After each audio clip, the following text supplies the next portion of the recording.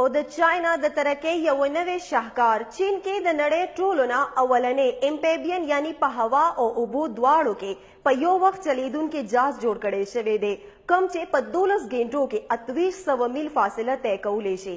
په دې حواله به نور تفصیل ګورو د شیراز احمد شیرازي په دې رپورټ کې.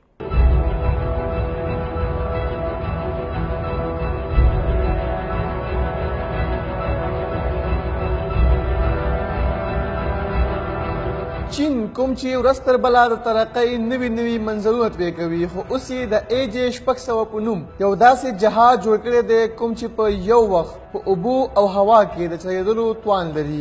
د یو ریپورټ مطابق د دغه طیارې کامیاب ازمایش د چین مرکزي صوبې هوبی کې ترسره شوی و کوم کې چې دغه جهاز زیاتر په اوبو کې سفر کړی دی او بیا یې هوایي سفر شروع کړی دی خو ولې د 14 منټو نه پس دغه جهاز واپس په اوبو کې لینډینګ کړی دی.